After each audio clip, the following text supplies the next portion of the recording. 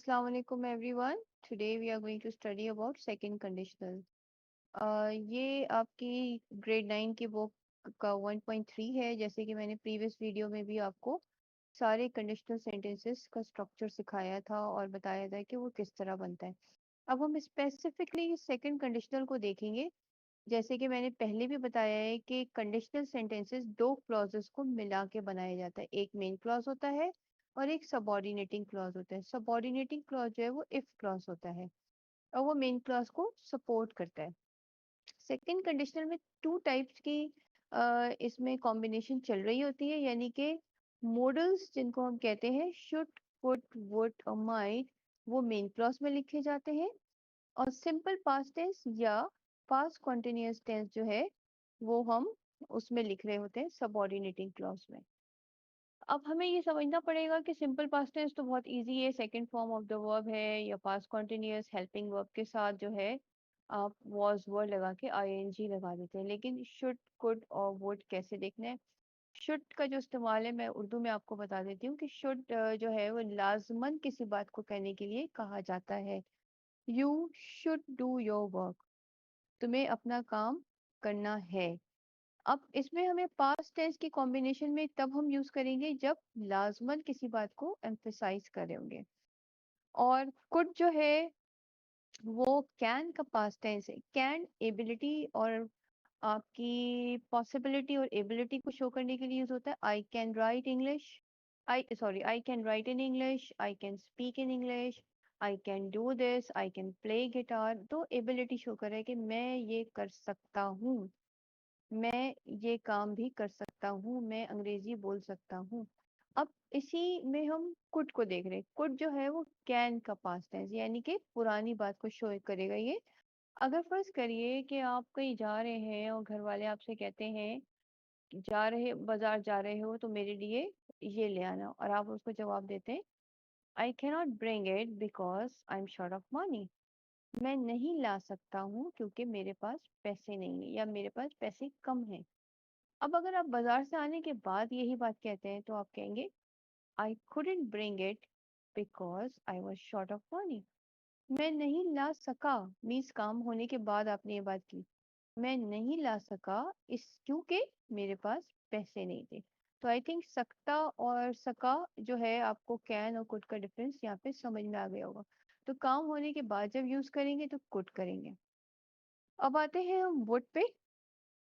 Would जो है वो विल का पास्ट टेंस है। विल फ्यूचर टेंस शो करता है। I do it, I come tomorrow, कुछ भी लगा सकते हैं आप, मैं ये करूंगा, मैं आऊंगा। लेकिन जब हम वुड लगाते हैं तो पास्ट टेंस में जाते हैं, यानी कि पिछली बात कर रहे हैं। वुड के टू या थ्री इसके यूजेस हैं। एक तो आप इसको पोलाइट रिक्वेस्ट में भी यूज कर सकते हैं कि for example would you like to have tea और coffee, would you like to join us. तो ये आप बेसिकली फ्यूचर में इसका यूज कर रहे हैं। लेकिन वैसे वुड जो है वो पास्ट बिहेवियर को शो करने के लिए कहा जाता है। फॉर एग्जाम्पल हम ये कह सकते हैं कि we had a terrible night, the baby wouldn't go to sleep. कल रात हमारी बड़ी खराब गुजरी क्योंकि बच्चा सो नहीं सका। मीन्स काम होने के बाद हमने ये बात की है। दूसरा हमारा वुड का इस्तेमाल ये होता है कि अगर हम कोई भी पास्ट एक्टिविटी में कोई टिपिकल बिहेवियर अगर शो करते हैं, अगर हम किसी के बचपन की बात कर रहे हैं या अपने बचपन की बात कर रहे हैं। फॉर एग्जाम्पल हम इसको इस तरह ले सकते हैं कि when they were children they used to spend their holidays at their grandmothers at the seaside। जब वो बच्चे होते थे तो वो अपनी नानी अम्मा के घर सी साइड के पास जाके अपनी छुट्टियां गुजारते थे। अब वो तो पुराने वक्त की बात आ गई। अब वो छुट्टियां जब गुजारते थे तो वो क्या काम करते थे या क्या एक्टिविटीज करते थे, उसमें हम वुड लगाएंगे। They would get up early every morning, वो सुबह जल्दी उठते थे and have a quick breakfast. Then they would run across the road to the beach।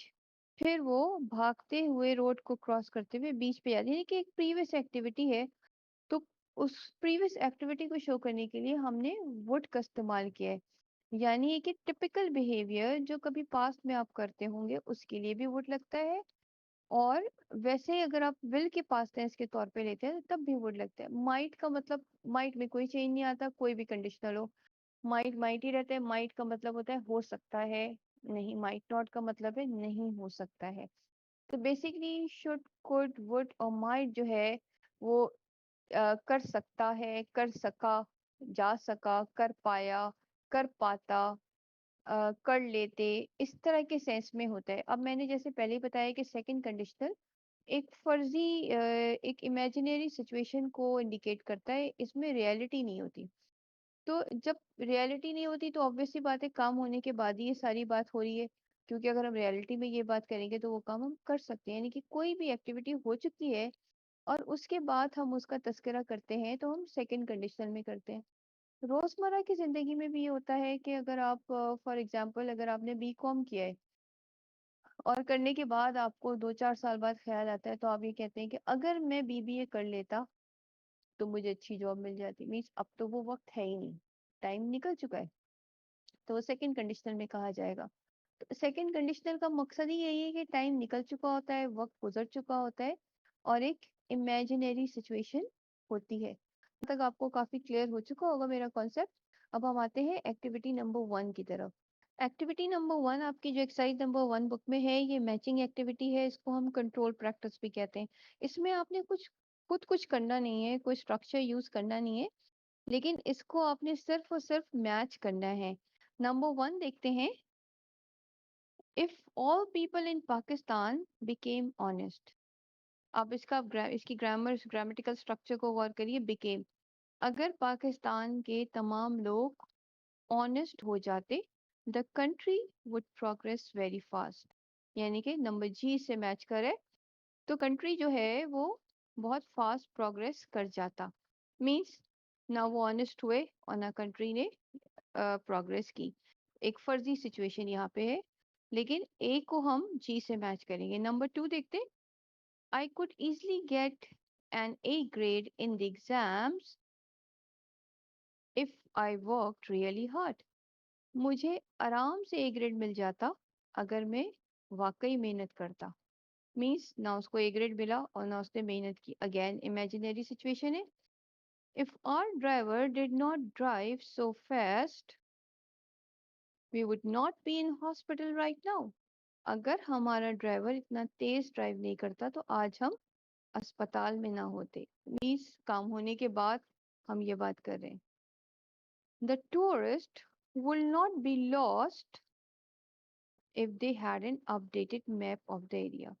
Tourist कभी भी लॉस्ट नहीं होते अगर उनके पास अपडेटेड मैप होता। मीन्स वो लॉस्ट हुए थे और उनके पास अपडेटेड मैप नहीं था।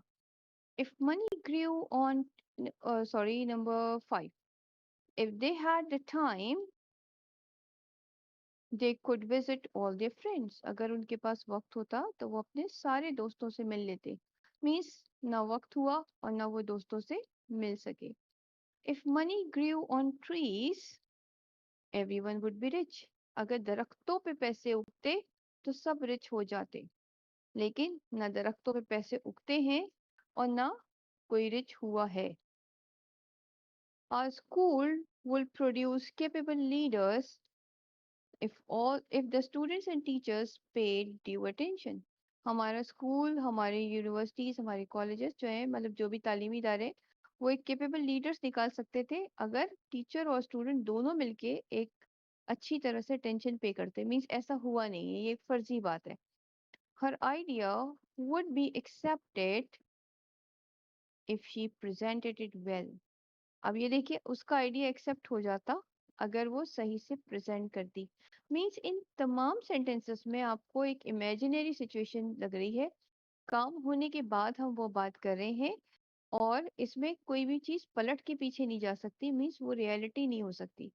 तो सेकंड कंडीशनल इसी को कहते हैं और इसमें स्ट्रक्चर जैसे मैंने आपको पहले बताया है कि इफ क्लॉज में या पास्ट टेंस यूज होगा या पास्ट कॉन्टिन्यूस यूज होगा और मेन क्लॉज में मॉडल्स लगेंगे। कोई भी model according to the need आप यूज कर सकते हैं। आई होप कि ये एक्टिविटी आपको काफी अच्छी तरह से समझ में आ गई होगी और इसके बाद जो नेक्स्ट 2 एक्टिविटीज हैं वो मैं इंशाल्लाह वेरी सून आपको अपनी नेक्स्ट वीडियो में समझाऊंगी। Thank you all, thank you for watching my video and for taking out your time. अल्लाह हाफिज।